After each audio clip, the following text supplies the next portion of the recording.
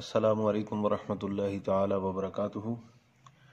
Students, आज हम आपके लिए उर्दू ख़त नस्तालीक का छठा सबक लेकर हाजिर हैं। इस सबक के अंदर हम बा को दीगर हरूफ के साथ मिलाने का तरीका सीखेंगे। सबक शुरू करने से पहले जिन अहबाब ने अभी तक हमारा चैनल सब्सक्राइब नहीं किया वो चैनल सब्सक्राइब करें, बेल आइकन को प्रेस करें ताकि आने वाले इसबाक की वीडियोस उन तक पहुंचती रहें। तो चलिए शुरू करते हैं छठा सबक। बा को अलिफ के साथ मिलाने का तरीका।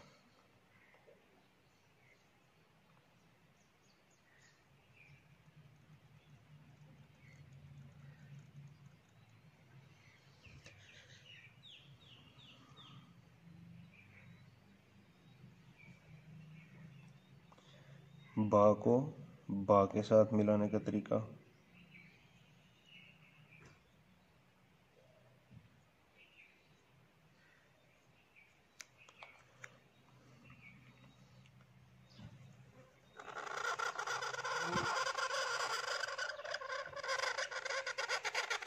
ग्यारह का तूल के साथ जिस तरह आपने अकेली बा लिखी थी उसी तरीके पर इसको भी मुकम्मल करेंगे।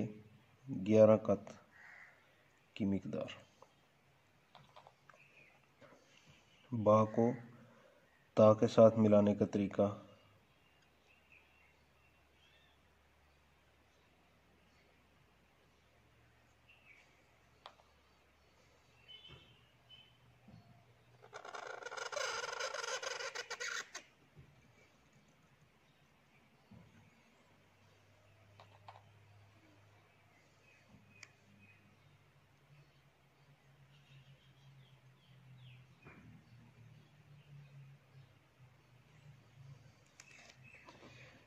अब बा को जीम के साथ मिलाएंगे।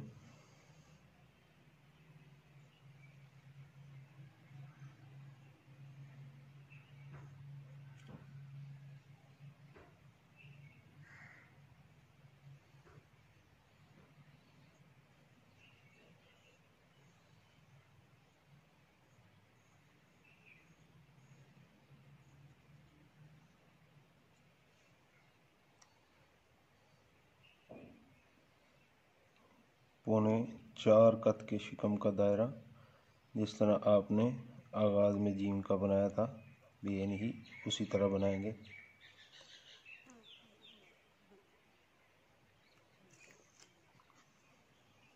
इसके बाद बा को दाल के साथ मिलाने का तरीका।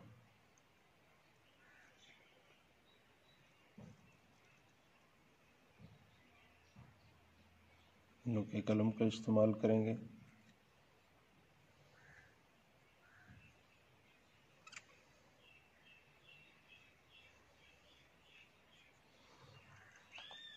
बा को रा के साथ मिलाने का तरीका।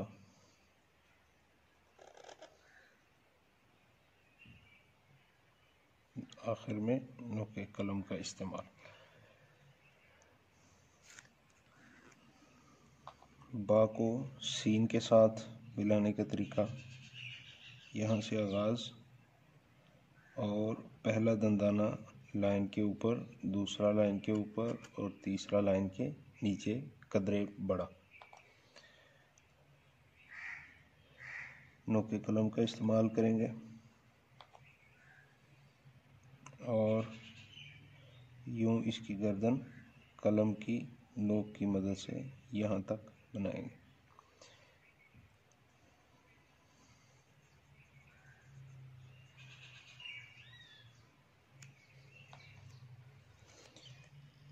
साढ़े 3 कत के शिकम वाला दायरा। यहाँ से कलम रखी, आगाज़ किया और यहाँ तक 3.5 कत के शिकम के साथ सीन का दायरा मुकम्मल करेंगे जैसा कि आप हरूफ तहज्जी के असबाक में देख चुके हैं।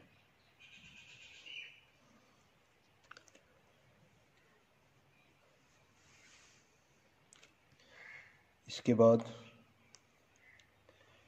बा को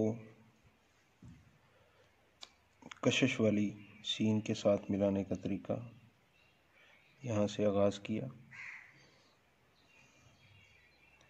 और यहाँ से पूरा कलम रखते हुए यहाँ पर इख्तिताम और सीन का दायरा उसी तरह 3.5 कत के शिकम के साथ।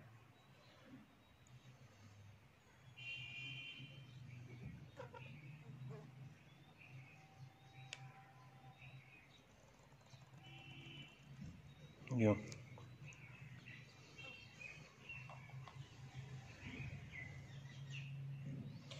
हम आपके लिए नस्तलीक के असबाग की जो वीडियो बनाते हैं, ये वीडियोस बहुत मुख्तसर इसलिए बनाई जाती हैं ताकि आपको कोफ्त ना हो और आप आसानी के साथ इन वीडियोस को देखकर सीख सकें।